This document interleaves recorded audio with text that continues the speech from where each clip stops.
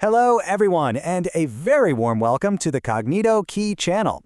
Today, we've got a wonderfully colorful and really fascinating explainer lined up for you.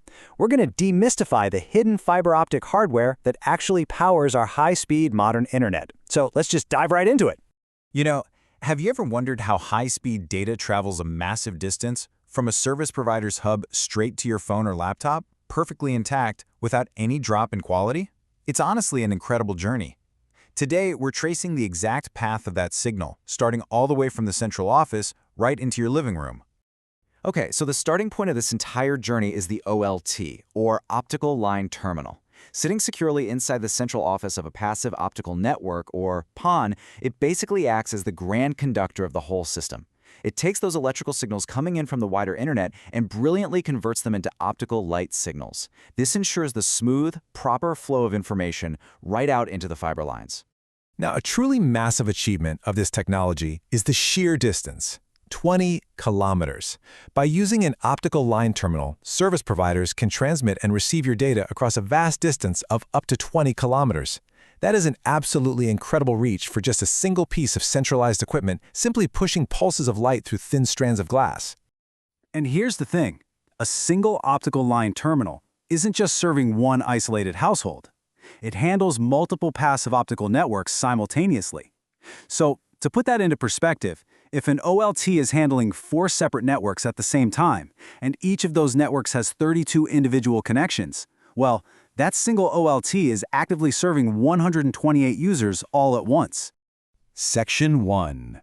Directing the flow, downstream versus upstream. So with 128 users downloading and uploading all at the exact same time, how do we avoid a massive traffic jam? Well, the network's secret weapon is specific light wavelengths. It literally uses different colors of light so the data streams never collide. For downstream traffic, data flowing from the network to your home, it uses a wavelength of 1490 nanometers for your voice and data signals, and a separate 1550 nanometers specifically for distributing video. But for upstream flow, like when you send an email or upload a file back to the internet, the network uses a completely different wavelength of around 1330 nanometers. It's just perfectly organized optical traffic. And the speed at which this separated traffic actually moves, it's simply staggering. Standard optical line terminal equipment operates at velocities ranging from 155 megabits per second to 622 megabits, 1.25 gigabits, and all the way up to a whopping 2.5 gigabits per second. This incredible velocity is exactly why we can stream 4K movies and take video calls without even a hint of lag. Section 2. The final destination, ONT and ONU. All right, now that we've traveled 20 kilometers down the fiber line at lightning speeds, what actually happens the exact moment that optical light arrives at your physical location? Well, this brings us to the ONT, or Optical Network Termination.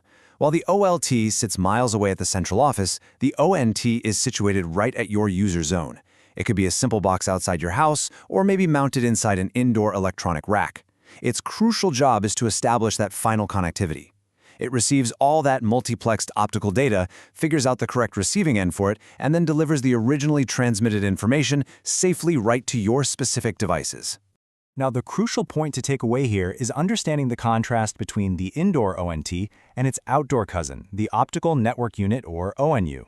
While the ONT is safely inside your zone, the ONU is placed in more centralized open regions, like an outdoor shelter near a large office building, for example. And because it's sitting out in the open, the ONU has to be rugged. It needs a water-resistant and wind-proof cabinet to survive environmental temperature variations, plus its own dedicated power source. Then, from that tough outdoor shelter, it uses coaxial cables or short fiber links to finally reach the customer area. Which really leaves us with this very exciting, provocative thought. With OLTs already pushing data so incredibly fast, managing hundreds of users seamlessly across 20-kilometer distances, what is the next frontier for passive optical networks? Like, how much faster and further can optical light actually take us? Thank you so much for joining me on this journey through the fiber network today. If you found this explainer helpful, please make sure to subscribe to the Kognito Key channel, hit that like button, and definitely share this explainer with your friends and colleagues. Keep exploring, keep learning, and I'll see you in the very next one.